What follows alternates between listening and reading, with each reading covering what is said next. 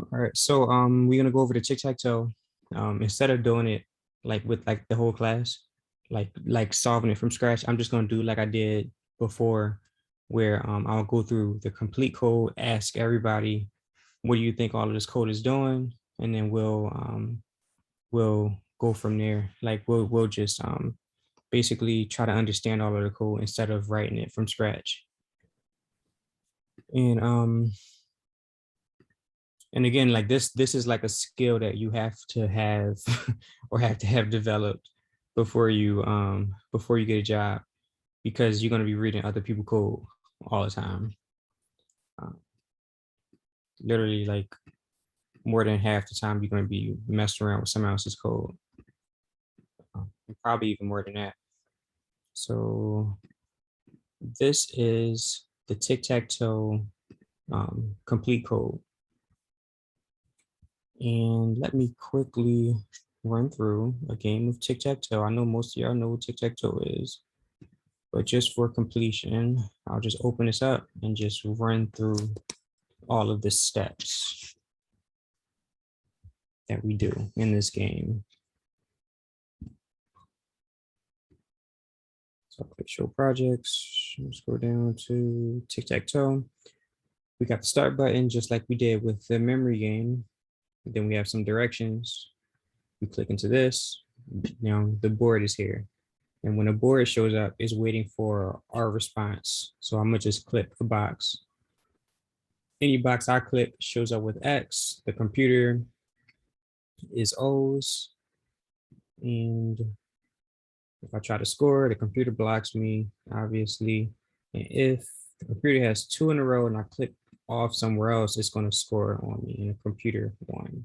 And after the computer won, we can see that this incremented, I lost by one. So yeah, the score is kept tracked here. So I'm gonna run through the code, and we'll just have a I'll just have y'all explain to me what some of the stuff is doing. Um,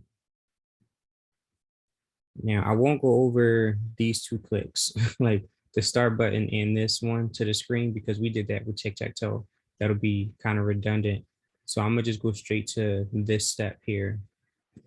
And um, does anybody remember, like, you saw how I clicked on one of these boxes? Like, do anybody remember how I figure out which function is being fired whenever I click on one of these boxes? In your console log to see what happened when you clicked on it? Um, you can console log, but like how do I know which function is run whenever I click on the box? Or you can go to the HTML, right? Right. Exactly. And honestly, like 9 times out of 10, every time you click on something, going to the HTML is like, this is literally the first step I always do. Even like this is vanilla JavaScript, but even like JavaScript frameworks like React and like the stuff we're gonna like learn later on, it's the same concept. Always go to the dev tools, to the console.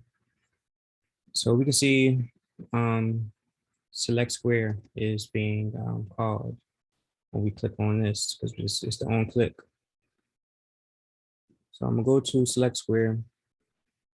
Can somebody just like walk me through what this code is doing? Just kind of like look through it and like read through it like like a book almost. Like you kind of like tell like storytelling, I would say, like line by line what's happening.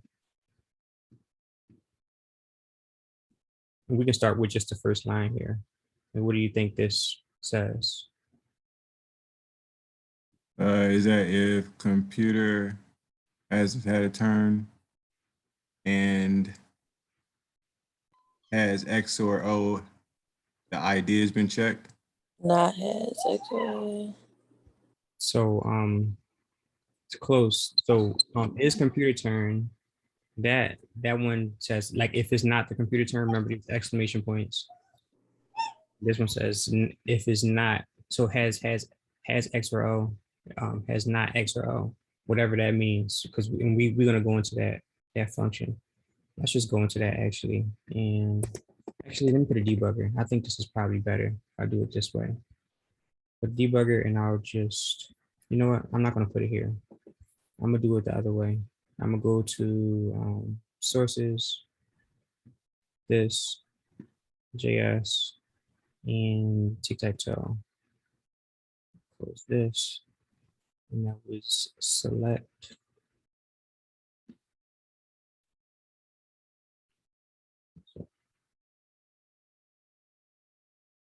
What's the, oh, there we go. All right, so I'm gonna click on it. I'm gonna just click this box here. So we click that box, automatically this the ID one popped up here. And we can see that like all of these boxes, they all have their own like IDs. And if I go to like the HTML, you can see that this ID is one, is passing an ID of one. The ID for this box is two, is passing an ID of two, so on and so forth. Same for the rest of them, 4, 5, 6, 7, 8, 9. ID 7, passing 7. ID 8, passing 8. And that's literally like this pattern is literally just so we can identify which box is actually being clicked, essentially. So pass an ID. So is computer turn is false. So it's basically saying if it's not the computer turn, like this is true if it's not the computer turn, because of that not meaning that it's your turn. It says as X or O. Let's go into that function as X or O. So what is this doing? What is this returning here?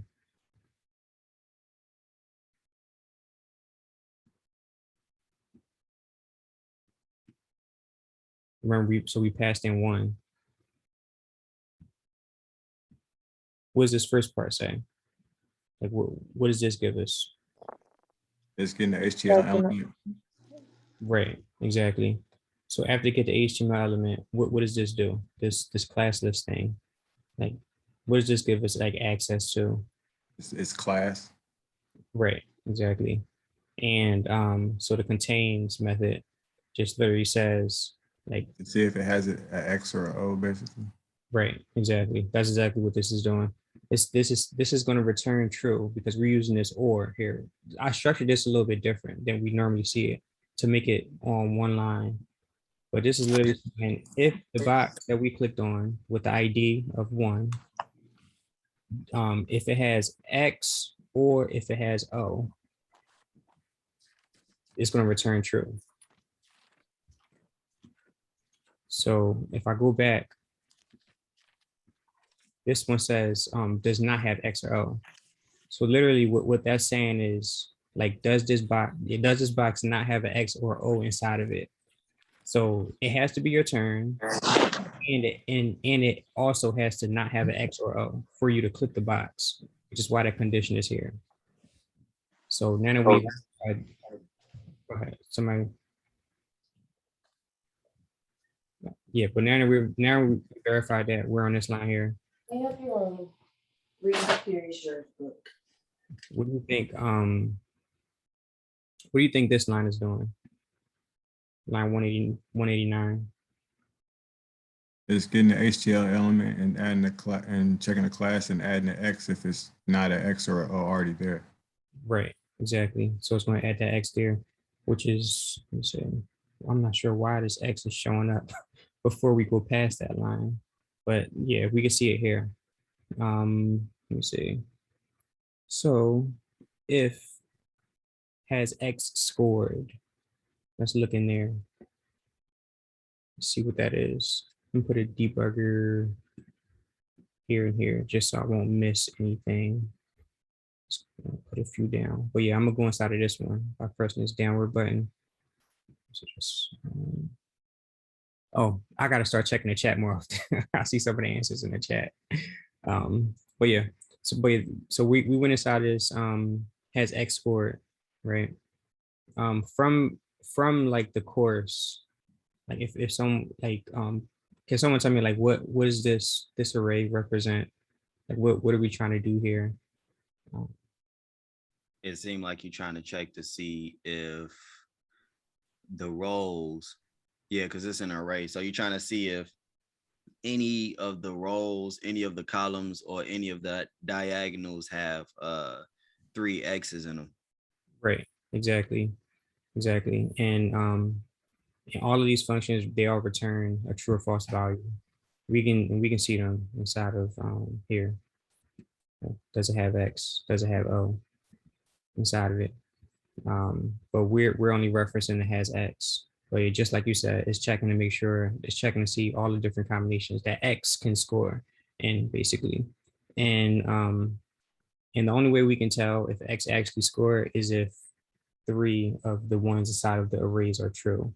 And as we can see, we don't have trues anywhere, which means that X didn't score anything. So this goes through that to check to make sure. Let me see, combinations.length. We're looping over this.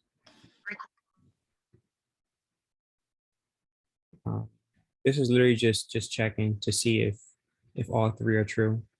We can see that it's here. It's saying it's just grabbing the first one in this combinations and seeing if the 0 index, second index, and third is true. And if it is true, it'll return true. But that's not going to happen because we know that X didn't score. Just gonna press play, and it's going to return false.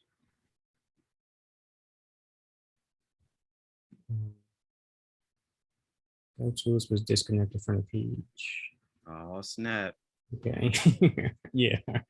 I don't know. It's funny because this happens when you don't have service, but this is running like on my computer. That's the funny part. All right. So let's start back over. We're not all the way back over, but I'm just gonna put a debugger here.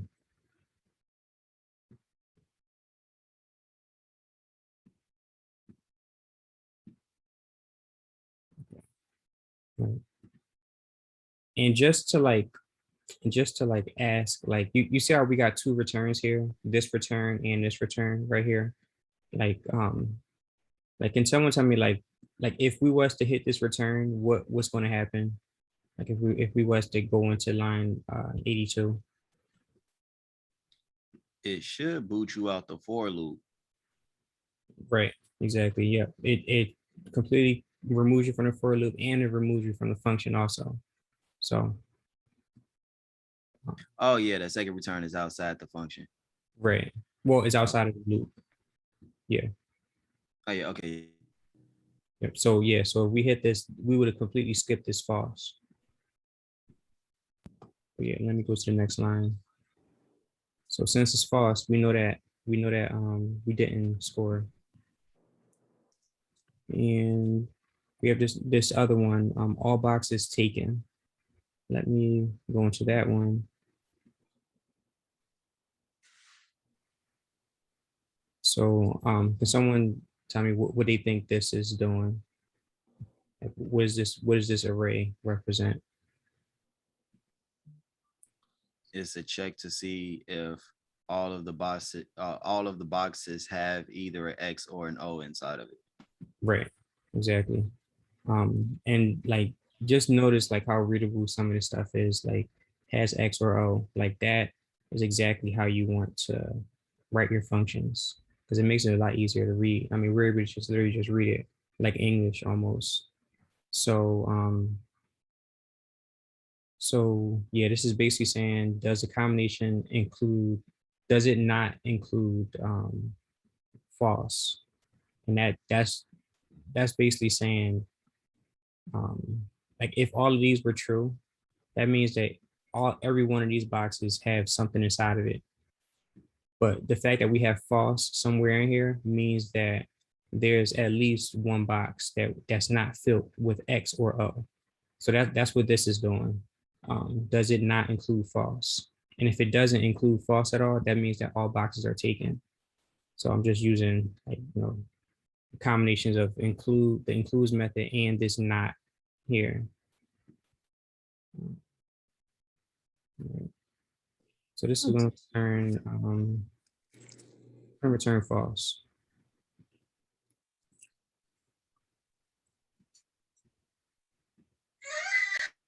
All right, since that returned false, it skipped over this. And we're inside of the else. Now it's the computer turn. Is computer turn true? Just like we saw in the memory game. Same concepts. And then we got the set timeout. Like, can somebody tell me like why do we have a set timeout here? Like why does it make sense to put the set timeout before we make the computer move? To create a nice user experience, because if it wasn't there, then as soon as you made your move, the computer would go, leaving you dumbfounded. Right. Exactly. User experience. You want to act like the computer is thinking, but it's not. It's funny how they do that, but yeah, it makes it more realistic. All right, so now we're gonna make the computer move, and let me see, CPU score ID. This one's saying get scoring ID. Let's go in there. We can see that we have a function being called inside of like a function call. So if I go in here, the first function we're gonna go inside of is get O scoring chances. So we have a list of combinations here, and I'm not gonna bore y'all with this, but basically this is basically telling us, is there any combination on the tic-tac-toe board that O can score on? And I'm gonna just go over the first like column here, and I'll just let y'all go through the rest. It's basically saying has X or O. If the first box does not have X or O, so if this didn't have anything in it, if the second box has O and the third box has O, it's basically saying we can score in the box number one, this first one here. But I mean, that was assuming I didn't click inside of it, and we had two O's here.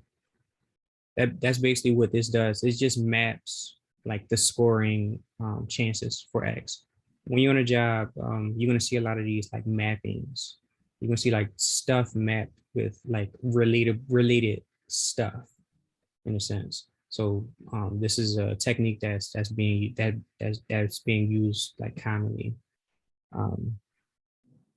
So we have that map, and we're returning this big array right here of all these true, false values and like the numbers associated with if O was to actually score or had a chance to score.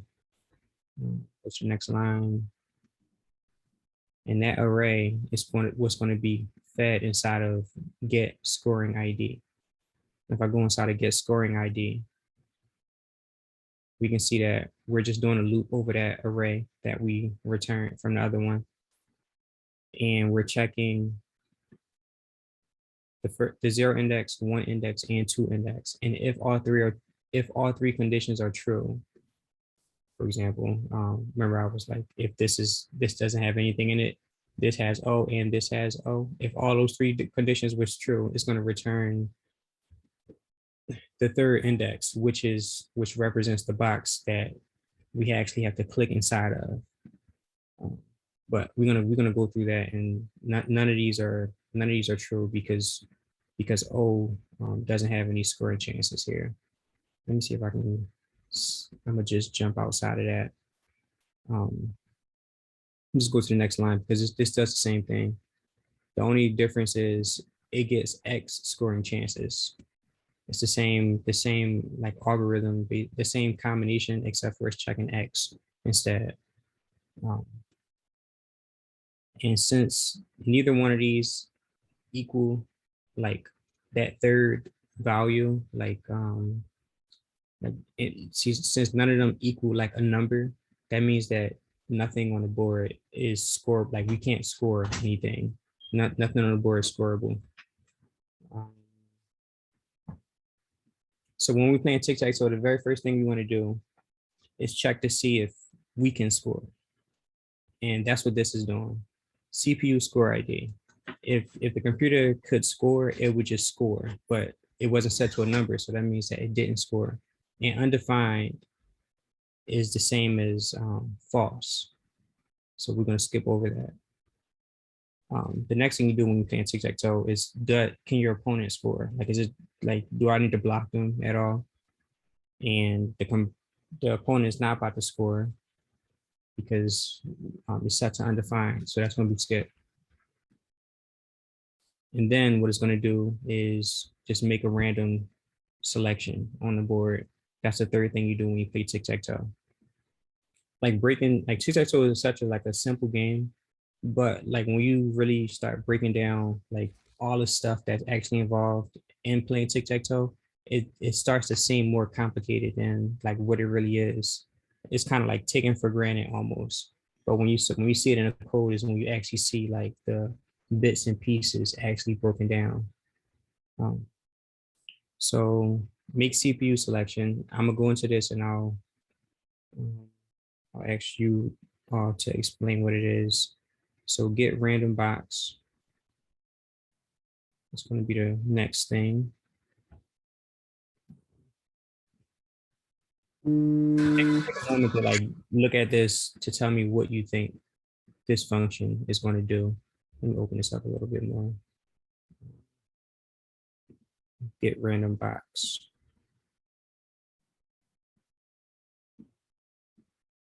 I'll give it like 2 minutes. I'll give it to like 7:30. You can just go through it. You've been doing a race.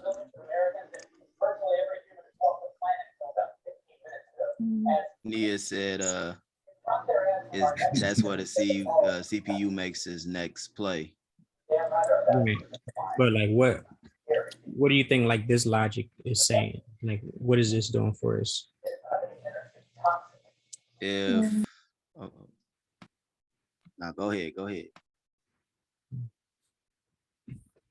So basically first, the funny thing is that when I just looked at this, I forgot what I was trying to do. But then I started reading through it and I'm like, okay, now I know what I was trying to do.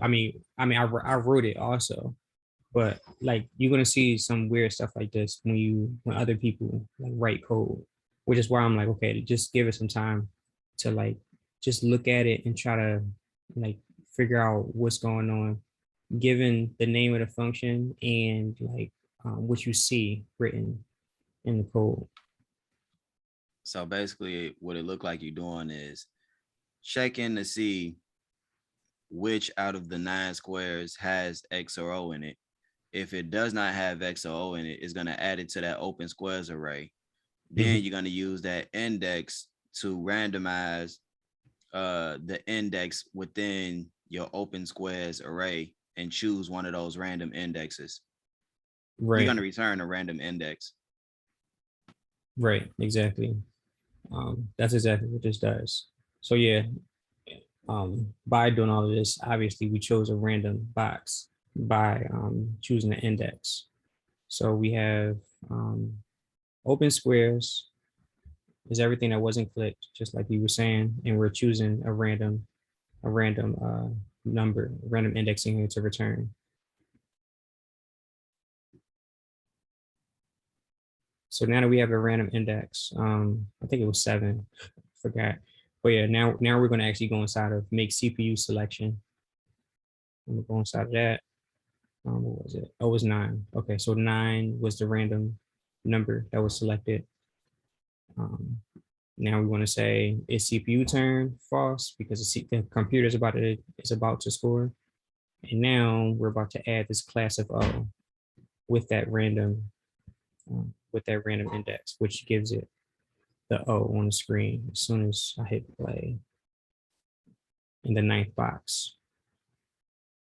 So now I'm gonna click here and we'll go through this again, not completely over, but let's see, as X scored, that's gonna be false. So we're gonna skip over that.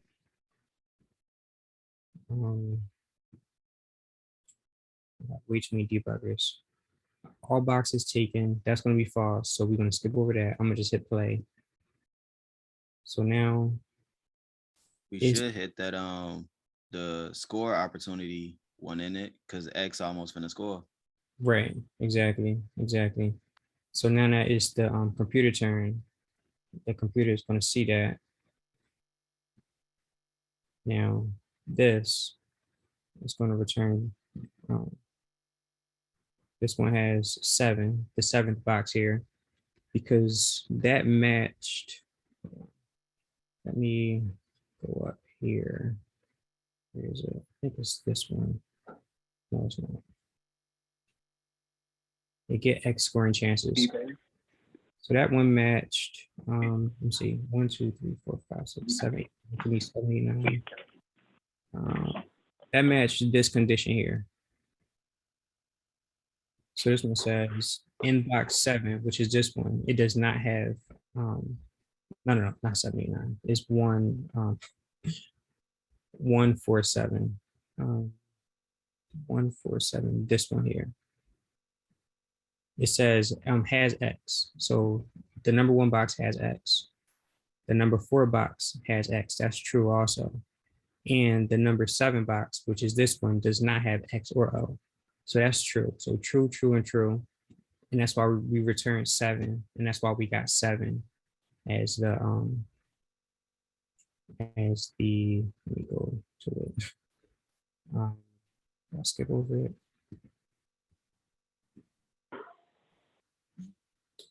My computer is starting to freeze up now. Yeah, I don't even know what's going on. Where is it? Okay, here. So this was 7.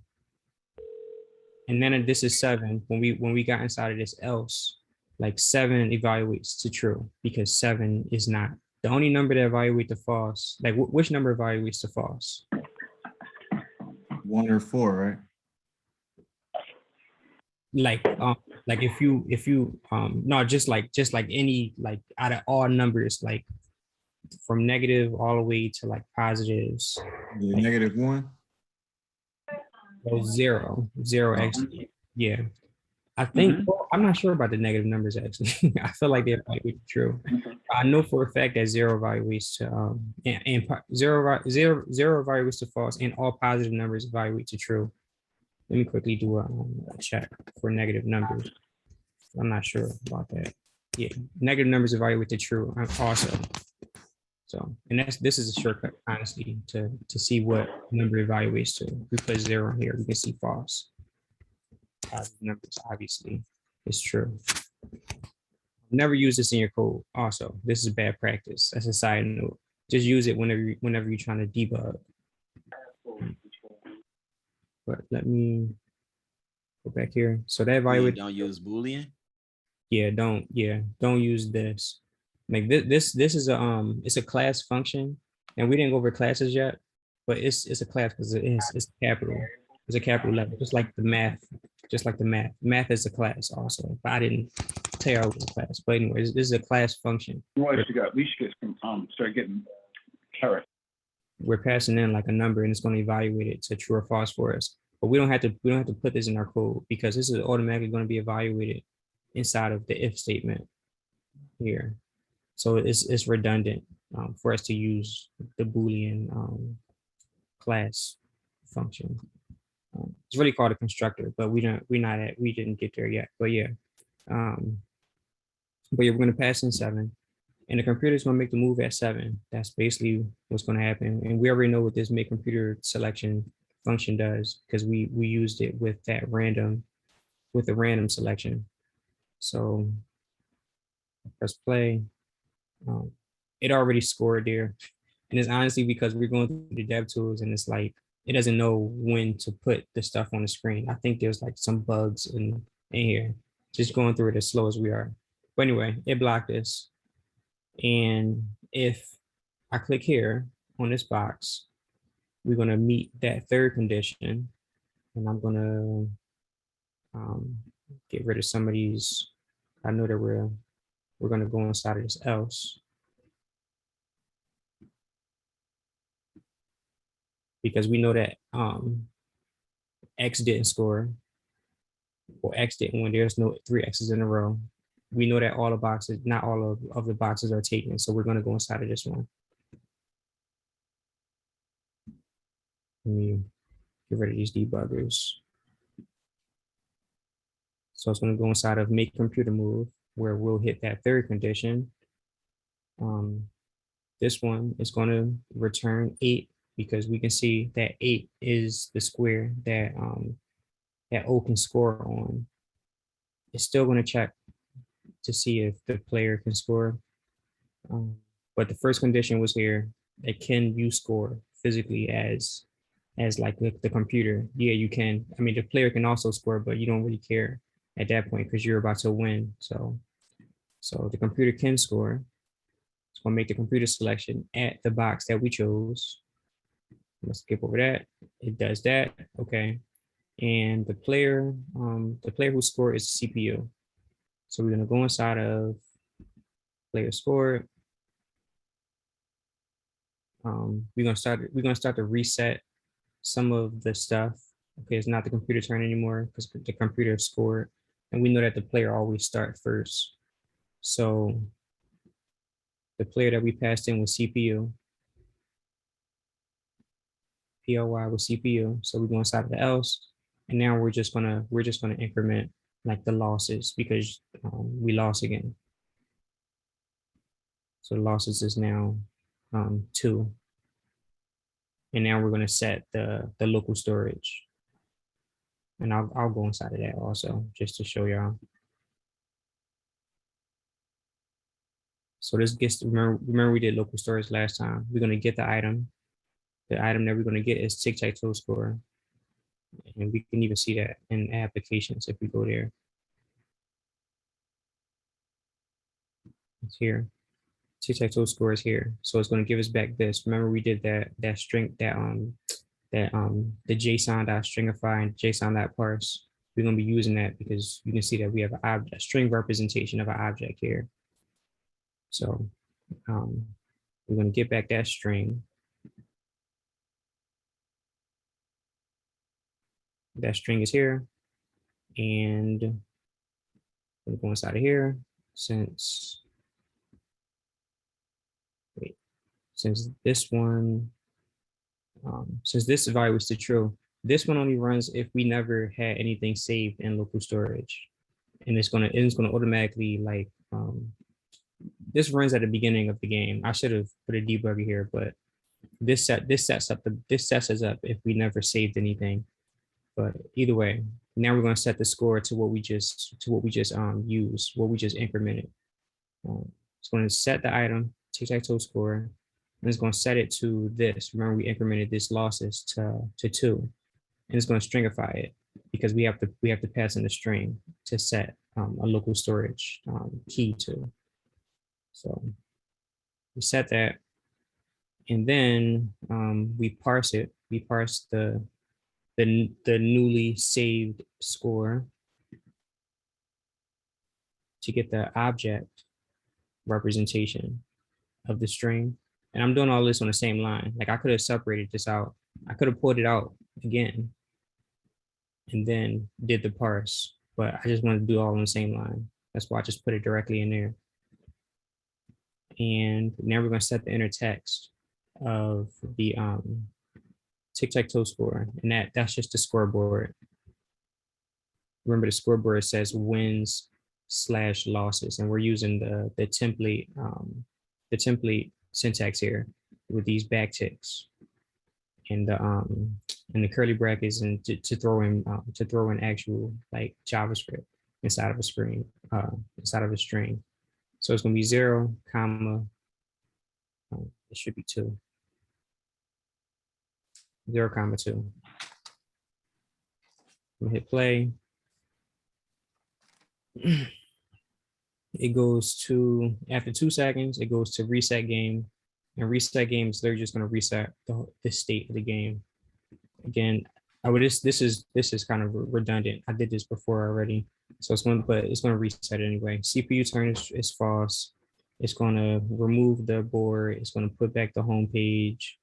And it's going to remove all of the, see, get by ID. This is all of the squares. this is all the squares on a board. Can someone tell me what y'all think this is doing? Like, if we're about to iterate over all of the squares on the board, like what are we doing like here? Um, Removing the X's and the O's. right, exactly. We're just iterating over the whole thing. Resetting the game back. I mean, make sure it's back to. Never mind. Right, exactly. Back to square one, basically. Yeah. So yeah, and this was that 0.2. So yeah, I told y'all that the class was gonna be over early today. But yeah, that's the whole Tic Tac Toe game. Um, I'll take any questions on any of this stuff. And any random questions anybody have until 8 o'clock. But if you don't have questions, you don't have any random questions, I'll see you on Sunday. And on Sunday, we'll be doing the whack-a-mole game where we'll just be debugging the whole time, basically. But I'll stay till 8 for questions, and I see that there's a lot of stuff in the chat that I did not look through.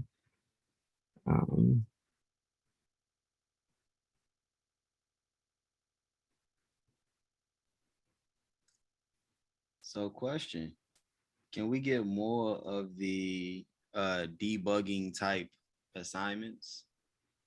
Yeah, yeah, we can do that. Honestly, I can we can even go through and just I can go through and put a bunch of bugs in this Tic Tac Toe game and have y'all like just debug it.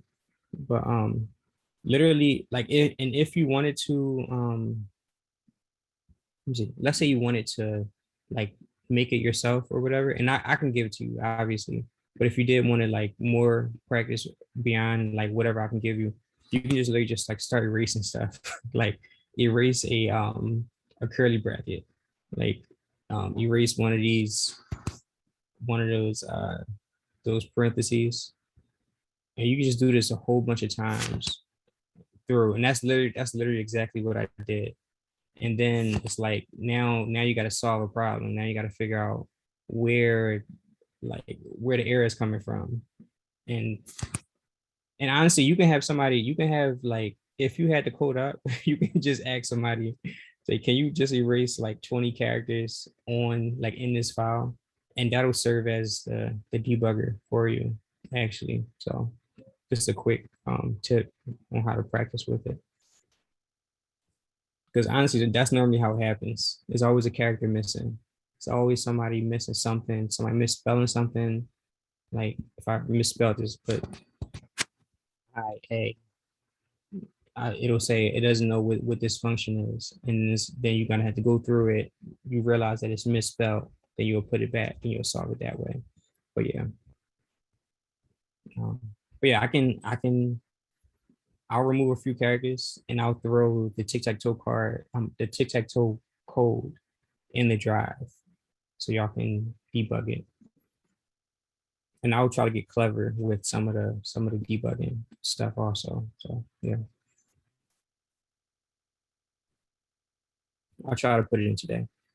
Let me see if there's any more questions in the chat.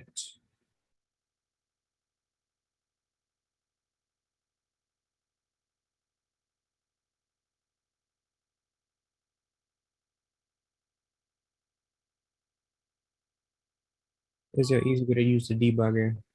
To be honest, like the debugger that I was just using, I mean, it's one of those things where it's like you just gotta practice with it, honestly. Like do what I did with like just put in a debugger in either the code, or actually I would prefer y'all do it on this side. Go to the source and then open up the actual JavaScript file and just put a debugger somewhere. Like just put a few of them, just put them around, and then start playing around with all of these buttons, because all these buttons do something a little bit different. So just press one, see what happens.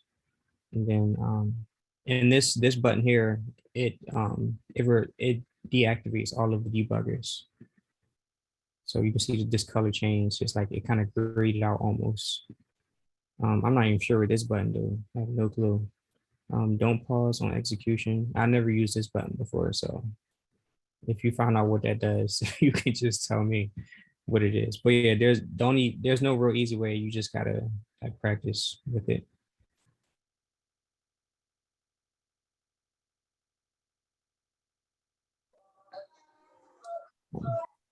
How everyone's doing in like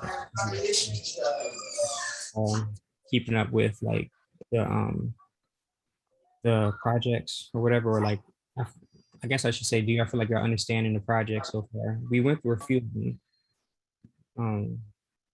We went through Tic Tac Toe today, memory game, meditation, breaking back, password, color, tip, time app, and like the slider. Do y'all think that y'all understood like these past ones? Because I can always answer questions with these ones also. If there's something you don't really understand with some of them.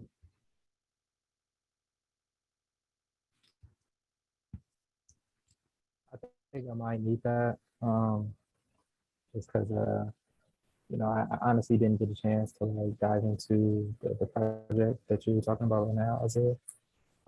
But since you said you can go over the whack-a-mole project on Sunday, I'll start, probably working on that. Or would you recommend me working on that now Yeah, to you prepare? can. Yeah, you can skip. Yeah, I think you should be able to skip all of these. Well, I mean, I'm sure there's gonna be some stuff in here, but honestly, with the whack-a-mole, it's just debugging, really. It's a Okay. lot of yeah, you can just go straight to that. Okay. All right. For sure. So I'll do that. Cool. The whack-a-mole was my favorite project so far. I'm not even gonna lie. I really felt like I was knowing what I was doing. Like when I was knocking those bugs out, I'm like, oh, fixing this, fixing this. Like, so I was getting excited. So yeah, whack-a-mole was my favorite project. I did have problems with the tip calculator one. I can't really remember any questions I had on that, but I know the time in the calculator I think gave me problems for sure. So I should probably review that since I'm already a little bit ahead. Yeah, I feel like if you Uh-huh. look back at it, you're probably gonna know how to do it, especially because you did the whack-a-mole. Like I think Yeah. when you see some of it, it's gonna be, oh yeah, like that's what that is. But Okay. yeah, the whack-a-mole is, I got some good reviews. Yeah, that was a good one. That was a real good one. I'm trying to think of what's on there. Yeah. But we're gonna end up skipping some of these, just for like we're gonna skip game settings, obviously. Well, I guess not obviously, but we're gonna skip this. We don't need to do that. It's redundant. Um, we're gonna skip um inspirational quote and um joke, the joke Joe. app. Yeah.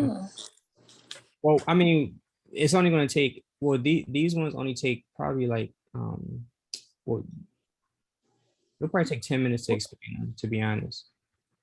And the reason I'm saying to skip them is because I wanted to do the Pokedex one. There's no video on Pokedex. Like it's like it gives you directions and just say to just go and do it. But we can do the Pokedex as a class together since I didn't have a video on it. But that being said, even though I'm skipping some of these, I want y'all to still go through them. like at least go through the pre-videos or whatever, like to make sure you understand them, and just watch the or do them, or if you have time, but definitely go through the pre ones. Whenever I skip a few of these, the reason I'm skipping a lot of them is because like it's literally redundant. Like you see one, you see them all. And it's just extra practice, and then it gives us more time to get to React, which is probably the most important uh, part of this course, to be honest. It's not here, but like I'm a teacher from like live. So yeah. Yeah. Whack-a-mole Sunday. So yeah. All right. So if there's no questions, I'll just end it. If nobody have anything, let me stop the recording first. I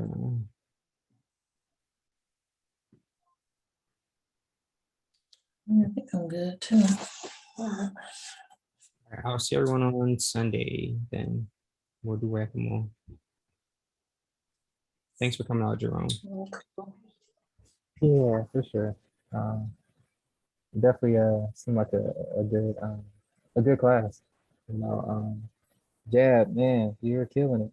You're definitely answering a lot of the good questions on there. Yeah. And as y'all can see, like the way I'm teaching now is like, if y'all saw like in the beginning, I was a lot more detailed, but now I'm like skipping over stuff because like the reason I'm doing that is because I want to get into this pattern of like y'all being able to go in there and like look at it and like know what it is by looking at it, and just kind of me giving you like a small explanation on it. It's going to start to build like it's going to build your understanding, and it's going to help y'all be more independent, which is what you're going to need whenever you get on a job. Nobody's going to explain the functions to you. They're going to say, here's the code, can you fix this? So yeah, just prepping y'all for what y'all want to see.